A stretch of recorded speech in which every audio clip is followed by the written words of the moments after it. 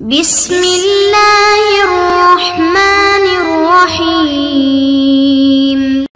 بسم اللہ الرحمن الرحیم۔ السلام علیکم ورحمۃ اللہ۔ عزیز طلبہ کرام، آپ لوگ کیسے ہیں؟ آج ہماری کتاب اسامی کا 67واں سبق ہے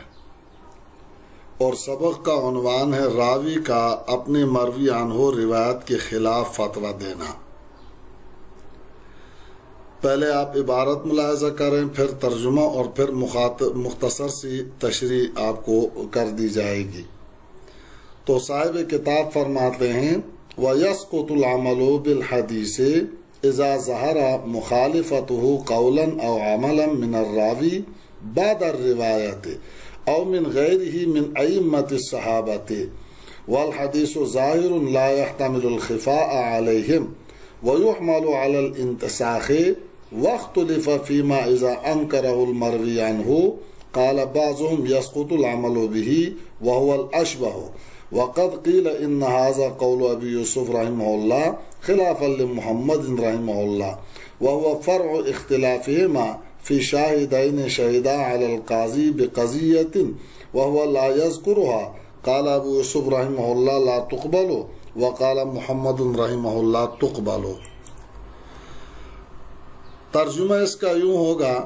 اور ساقط ہو جائے گا حدیث پر عمل کرنا جبکہ راوی کی مخالفت ظاہر ہو قولاً یا عملاً روایت کے بعد، یا راوی کے غیر کی طرف سے ائمہ حدیث میں سے جبکہ حدیث ایسی ظاہر ہو جو ان پر مخفی ہونے کا احتمال نہ رکھتی ہو، اور محمول کیا جائے گا حدیث کو منسوخ ہونے پر۔ اور اختلاف کیا گیا اس صورت میں کہ جب مروی عنہ استاذ حدیث کا انکار کر دے، بعض نے کہا کہ اس پر عمل ساقط ہو جائے گا اور یہی حق کے زیادہ مشابہ ہے، اور کہا گیا کہ یہ امام ابو یوسف رحمہ اللہ کا قول ہے امام محمد رحمہ اللہ کے خلاف۔ یہ اختلاف فرع ہے ان دونوں کے اختلاف کی ان دو گواہوں کے بارے میں جنہوں نے قاضی کے خلاف گواہی دی کسی فیصلے میں، اور حال یہ کہ قاضی کو وہ فیصلہ یاد نہیں ہے، تو امام ابو یوسف رحمہ اللہ نے کہا ان دونوں کی گواہی قبول نہیں کی جائے گی، اور امام محمد رحمہ اللہ نے فرمایا کہ ان دونوں کی گواہی کو قبول کیا جائے گا۔ آگے فرماتے ہیں وَالطَّعْنُ الْمُبْهَمُ لَا يُوجِبُ جَرْحًا فِي الرَّاوِي كَمَا لَا يُوجِبُهُ فِي الشَّاهِدِ وَلَا يَمْنَعُ الْعَمَلَ بِهِ إِلَّا إِذَا وَقَعَ مُفَسَّرًا بِمَا هُوَ جَرْحٌ متفق علیہ ممن اشتہر بالنصیحۃ والاتقان دون التعصب والعداوۃ من ائمۃ الحدیث۔ اور طعن مبہم نہیں ثابت کرے گا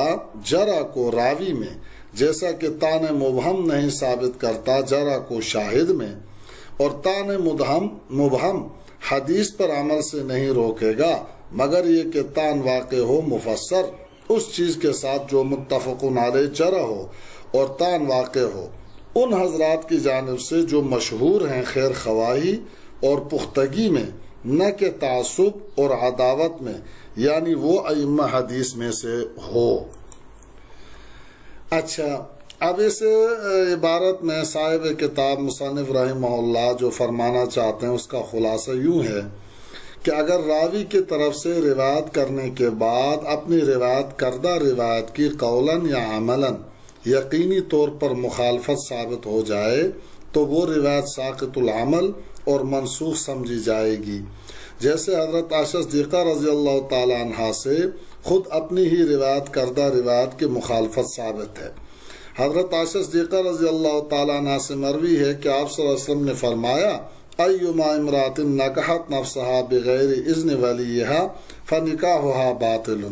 اگر کوئی عورت اپنی ولی کی اجازت کے بغیر اپنا نکاح کرے تو وہ نکاح باطل ہے، حالانکہ خود حضرت عائشہ صدیقہ نے خود اپنے بھائی عبد الرحمن ابن ابی بکر کی بیٹی حفصہ کا نکاح اپنے بھائی کے عدم موجودگی میں جبکہ وہ شام میں تھے کر دیا۔ اس سے معلوم ہوتا ہے کہ عورت کو نکاح کرنے کا اختیار ہے، اس لیے کہ ولایت علی الغیر ولایت علی نفسہ کی فرع ہے۔ جب ولایت علی الغیر حاصل ہے تو ولایت علی نفسہ بطریق اولا ثابت ہوگی۔ حضرت عائشہ صدیقہ کی روایت اور ان کے عمل میں تضاد ہے۔ اور یہ بات یقینی طور پر معلوم ہے کہ حضرت عائشہ نے اپنی بھتیجی کا نکاح روایت کے بعد کیا تھا۔ مذکورہ واقعہ سے راوی کا اپنی روایت کے خلاف عمل ثابت ہو گیا، لہذا روایت ساقط العمل اور منسوخ سمجھی جائے گی۔ اسی طرح اگر ائمہ صحابہ سے خبر واحد کے مخالفت ظاہر ہو تب بھی روایت ساقط العمل اور منسوخ سمجھی جائے گی، جیسا کہ حضرت عبادہ بن صامت رضی اللہ تعالیٰ عنہ سے مروی ہے کہ حضرت صلی اللہ علیہ وسلم نے فرمایا البکر بالبکر جلد مئات و تغریب عام، کہ اس روایت سے معلوم ہوتا ہے کہ غیر شادی شدہ مرد عورت کے زنا کے حد 100 کوڑے اور 1 سال کی جلاوطنی ہے، وہ تغریب عام۔ مگر اکابر صحابہ میں سے حضرت عمر نے اس روایت کے مخالف عمل کیا تھا۔ ابتدا میں حضرت عمر نے ایک زانی کو جلاوطن کر دیا تھا، وہ شخص مرتد ہو کر دارالحرم میں چلا گیا تھا۔ اس کے بعد حضرت عمر نے عہد کر لیا کہ آئندہ کسی کو جلاوطن نہیں کروں گا۔ معلوم ہوا کہ 1 سال کی جلاوطنی حد میں شامل نہیں تھی، بلکہ تعزیری اور تعدیبی کارروائی کے طور پر امام وقت کو اختیار ہوتا ہے، جیسا کہ آج بھی اختیار ہے۔ اگر امام مصلحت سمجھے تو جلاوطن کر سکتا ہے، ورنہ یہ کیسے ممکن تھا کہ حضرت عمر اکابر صحابہ کی موجودگی میں ثابت شدہ حدیث کے خلاف کرتے، اور حدیث ایسی بھی نہیں تھی کہ صحابہ خاص طور پر اکابر صحابہ سے مخفی رہتی، لہٰذا یہ حدیث منسوخ سمجھی جائے گی، اس لیے کہ راوی کا اپنی روایت کی مخالفت کرنا یا اکابر صحابہ کا مخالفت کرنا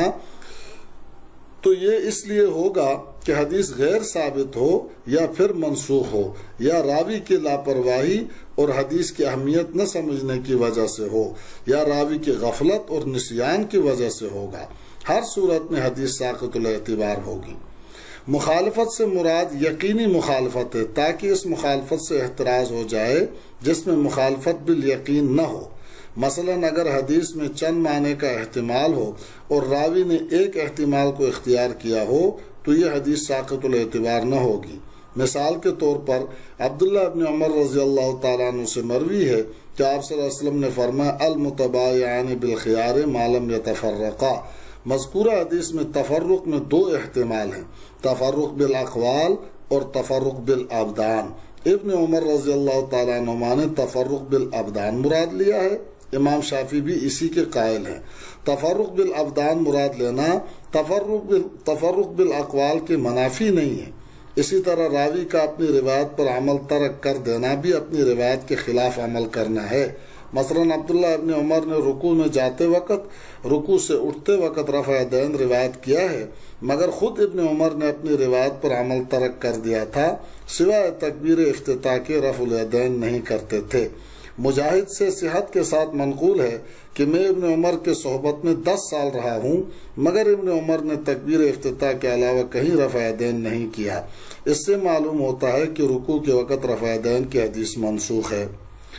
بعد الروایہ کی قید کا مقصد اس مخالفت سے احتراز کرنا ہے جو مخالفت قبل الروایت ہو یا مخالفت کی تاریخ معلوم نہ ہو۔ ایسی مخالفت بھی مضر نہ ہوگی۔ اگر مخالفت قبل الروایت ہوگی تو اس بات کا احتمال ہے کہ قبل الروایت راوی کا یہی مذہب ہو اور روایت کے بعد حدیث کی وجہ سے ترک کر دیا ہو، اور مخالفت کی تاریخ معلوم نہ ہونے کی صورت میں اس وجہ سے حدیث ساقط الاعتبار نہ ہوگی کہ حدیث اصالتاً بالیقین حجت ہوتی ہے اور عدم حجیت مشکوک ہے، لہذا اصل پر عمل کیا جائے گا اور مخالفت کو احسن الوجہین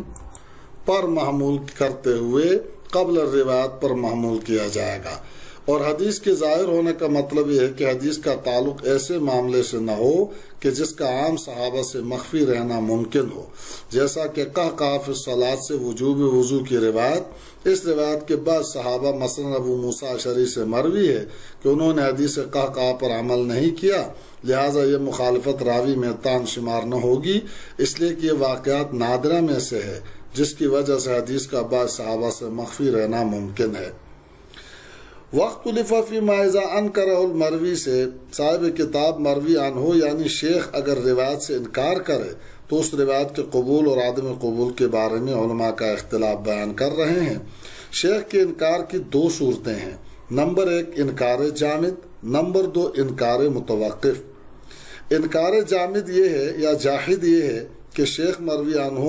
یوں کہے کہ کذبت علیہ، یعنی تم نے مجھ پر بہتان لگایا ہے، یا یوں کہے ما رویت لک ھذا الحدیث قط، میں نے یہ حدیث تم سے ہرگز بیان نہیں کی۔ اس صورت میں چونکہ راوی اور مروی عنہ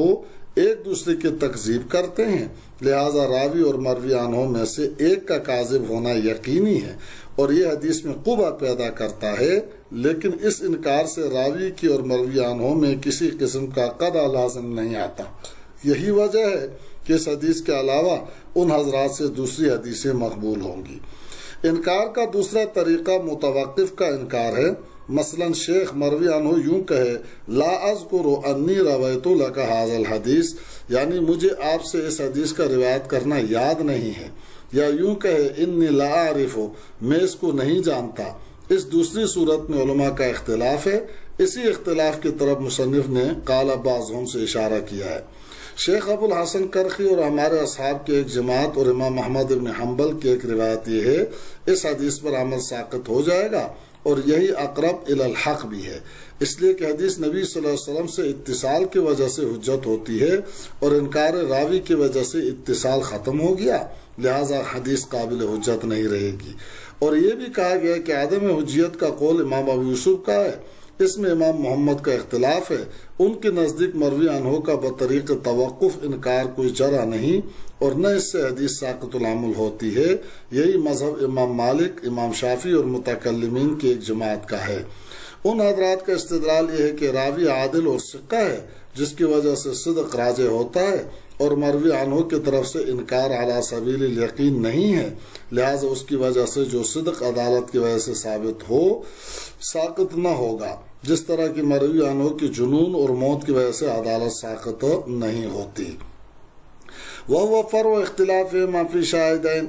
بعض حضرات نے کہا کہ مذکورہ مسئلہ میں صحابین کا اختلاف دراصل ایک دوسرے اختلاف کی فرع ہے،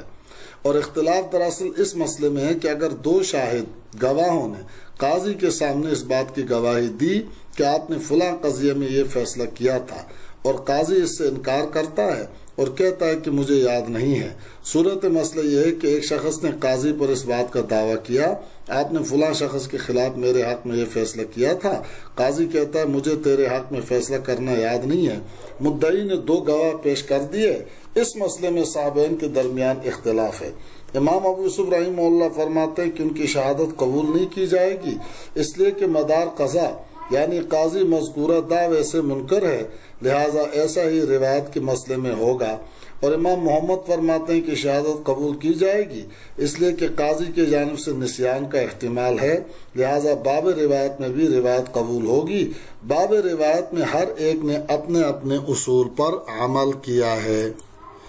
پھر آگے آخر میں یہ فرماتے ہیں کہ ائمہ حدیث کی جانب سے طعن مبہم یعنی یہ کہنا کہ حدیث مجروح ہے یا یہ حدیث منکر ہے راوی میں جرح کو ثابت نہیں کرتا، اسی طرح طعن مبہم شاہد میں بھی جرح کو ثابت نہیں کرتا، اور مذکورہ قسم کا طعن حدیث پر عمل سے بھی مانع نہیں ہے۔ البتہ اگر طعن مفسر ہو اور ایسے الفاظ سے ہو جو بالاتفاق طعن کے الفاظ ہیں، مثلا یہ کہ طاعن راوی کی عدالت کی نفی کرے، اور نفی بھی ایسے طریقے سے ہونی چاہیے جو مختلف فی نہ ہو، یعنی بعض حضرات اس کو طعن شمار کرتے ہوں بعض شمار نہ کرتے ہوں، مثلا گھوڑ دوڑ میں حصہ لینا یا کبوتر اڑانا یا روایت کی عادت نہ ہونا وغیرہ۔ حضرت ابوبکر صدیق کی عادت زیادہ روایت کرنے کی نہیں تھی، حالانکہ کوئی شخص بھی عدالت اور اتقان میں آپ کے ہم پلہ نہیں تھا۔ اسی طرح بکثرت فقہی مسائل کا استنباط بھی سبب طعن نہیں ہے، بلکہ یہ تو ذہانت اور تیزی طبع کی بات ہے۔ امام ابو یوسف کو 20,000 موضوع حدیثیں یاد تھی، فما ظنک بالصحیح ہے تو صحیح کتنی یاد ہوں گی آپ خود اندازہ کریں۔ مذکورہ اشیاء بعض متعصبین کے نزدیک امور جرح میں سے ہے اور بعض حضرات کے نزدیک امور جرح میں سے نہیں ہے۔ دوسری بات ہے کہ جرح بھی متفق علیہ ہونے کے ساتھ ساتھ طعن ایسے شخص کی جانب سے ہونا چاہیے جو نصیحت اور اتقان میں مشہور ہو، نہ کہ تعصب اور عداوت میں۔ اس لیے کہ متعصبین نے دین میں بہت خرابیاں پیدا کر دی ہیں، اس لیے کہ تعصب کی وجہ سے احادیث صحاح کو بھی موضوع قرار دے دیا ہے، جیسا کہ ابن جوزی نے اور فیروز آبادی اور دار قطنی نے کیا ہے۔ لہٰذا ایسے متعصب کی ذرا کا اعتبار نہیں ہوگا روایت میں۔